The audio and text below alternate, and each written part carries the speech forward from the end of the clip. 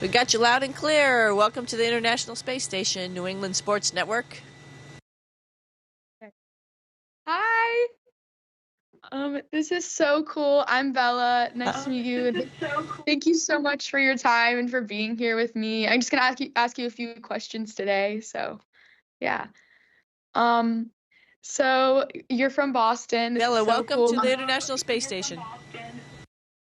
Thank you. So you're from Boston, and I know it's been a while since you've been here on Earth, but Neston's got you with the most recent Boston sports updates. So Jeremy Swayman signed an 8-year contract. Willier Abreu won his first sorry, won his first Gold Glove and was the first Red Sox rookie to do so since Fredlin in 1975. Jaron Duran had a real breakout year and played his first All-Star game, as well as being nominated for a Silver Slugger Award. And yeah, so we know that you're originally from Mass, and watching games as a Boston sports fan is an experience in itself. And I know a lot has changed for you up in space, but I'm wondering what's the difference and what have you missed from seeing sports at a game in person rather than just like hearing them on the internet? Have you missed anything? Or is it pretty much the same? Yeah, it is definitely different. I have my, Patriot shirt while I'm up here and stuff like that as well. And I have a Red Sox spring training. Hopefully, I'll be home before that happens, but you never know. So I have my attire up here, which, if you're going to a game in New England, you're going to be all decked out. So trying to keep up with the Joneses this way, but it's just not the same. You don't have the excitement of the crowd, and all of that as well up here. But, we have a great crew. Everybody's into sports. We actually set up a big screen the other day so we could watch football on the weekends, college football, and then the NFL right outside our crew quarters where we can hang out together. So it gives a little bit of that feeling, but it's not the same as feeling the cold air of fall football and all the sports networks talking about it and being right up to date. Yeah, that sounds very different, but like we love a Boston sports fan even off of Earth. I know you're far away, but how far away are you right now from planet Earth? We're actually not that far, and it just talks to the atmosphere, right? We're only about 250 miles orbiting the planet, so it's just between Boston and New York, right? So it's not really that far, but that's all the atmosphere we have on this big, huge planet, so we have to take care of it. But right now, just because you asked, we're somewhere between South America and Africa, making our way up through the middle of Africa. Should be a really cool pass to look out the window.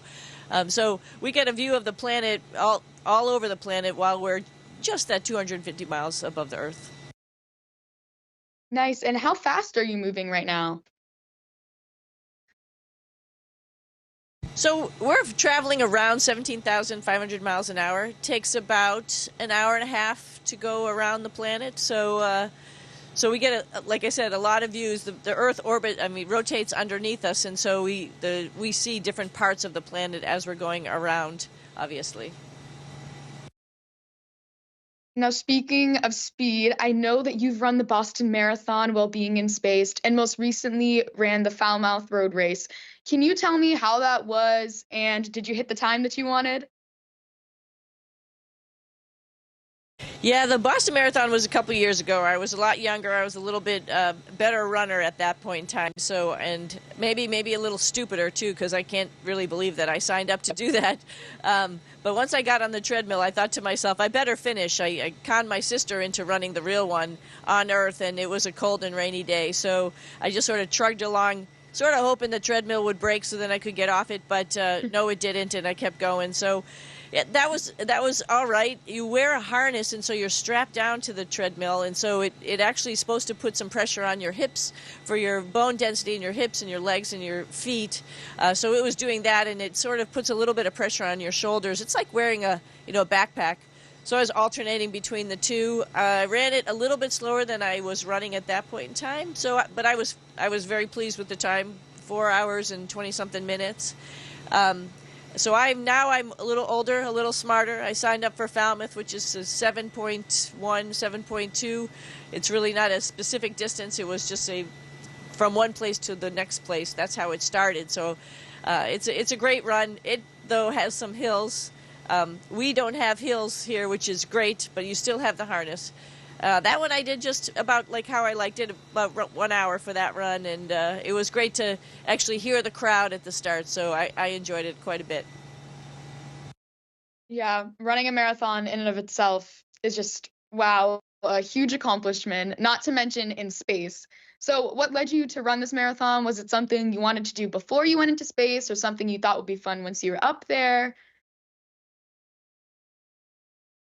So I qualified. That's sort of why I wanted to run it in the first place. I had run Houston the year before, and I was like, wow, I have a qualifying time for Boston, and I'm not going to get to use it because, darn, I'm going to space. But, all joking aside, I was like, wow, that was a pretty good accomplishment of my life. So I was thinking to myself, how could I run it? And also at the same time, my brother, my sister, and myself grew up as swimmers, and it's just been a way of life for us. Like, you get up in the morning, you go out and you go swim, or you go run, or you do something in the morning before you get up and take a shower. And I just think that that's a good way to go about life. I know that I'm an astronaut, one, because I was healthy, and part of the astronaut interview process is making sure you're healthy and your body can take this trip to space and be up here and then that return to Earth.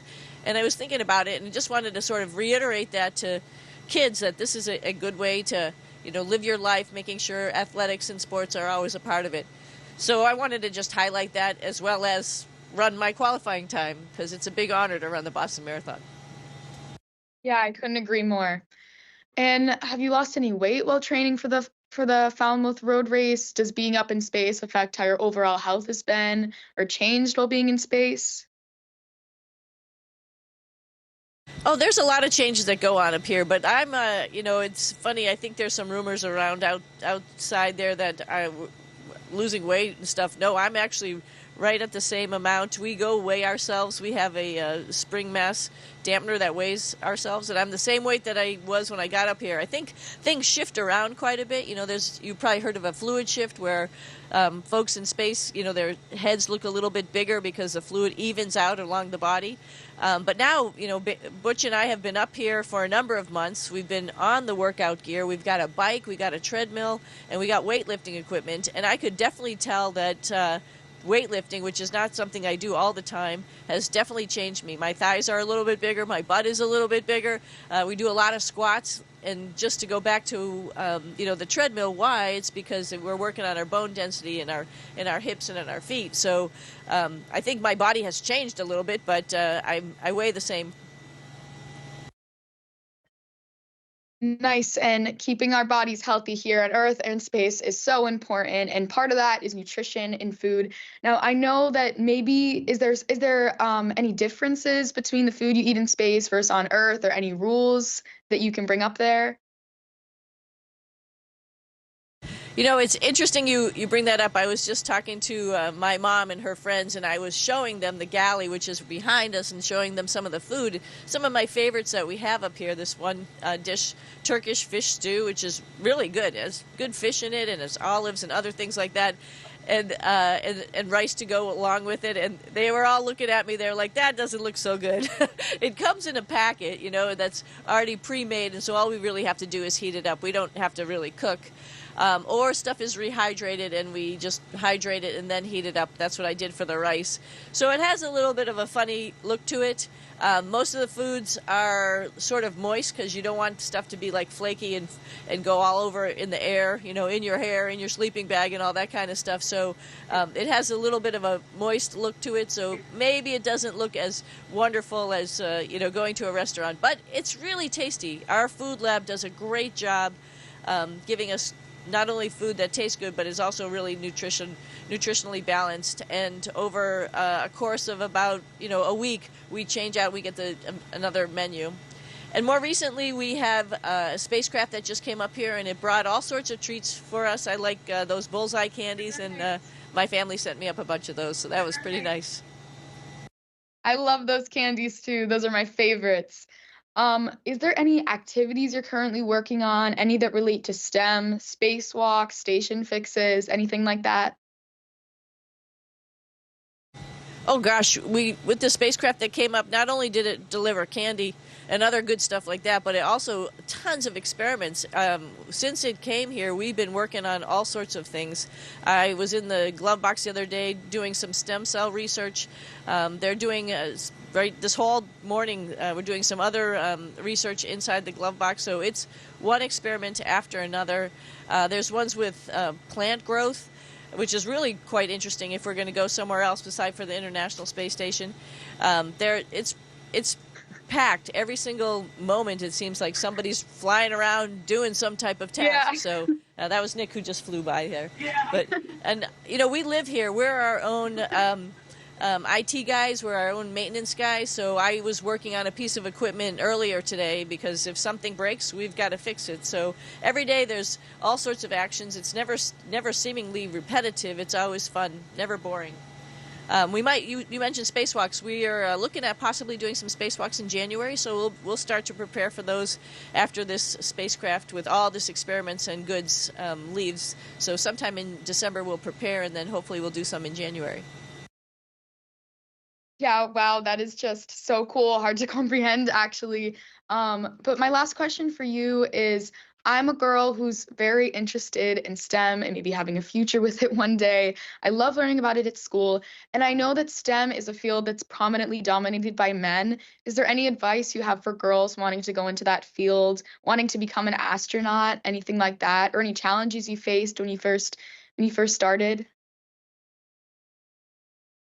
Ooh, that's a big question. But, the first advice I would give people are why not? I think, women are as curious as men, and that's what, STEM and science and technology, engineering, math is all about. Just trying to understand, trying to want to know more about what's going on and how things work, how things operate. We were just having a conversation about Janus particles. I really don't know anything about it, but Don Pettit, who's here, is working on this experiment, and it's so interesting to just learn and know what else is out there. I mean, when I was a youngster, when I was in elementary school, I thought everything had already been discovered. And obviously it hasn't been, and so there's so much more to discover, so much more to explore, and why not be part of it, right? So you mentioned like some difficulties. Well, yeah, you're going to have a group where maybe you're going to be the only one who's a woman, right? Maybe you're going to be, the only one that, I don't know, from, Nebraska or California or whatever. It doesn't really matter, right? Humans are humans, and everybody's curious. So just jump in there and ask the questions. Don't be afraid to fail, and try out a whole bunch of new things, and you'll learn stuff. Thank you so much for that piece of advice. And thank you so much for your time today and for talking to me, and for being on Ness and Clubhouse. This has been so awesome. And I hope to see you here on Earth soon. Ah! Oh, flying football. All right, when I get back, Oh, flying football. when I get back, we'll definitely be going to some games for sure. Yeah. Go New England Sports Network. Woohoo! Yeah. Station, this is Houston ACR. That concludes the event. Thank you.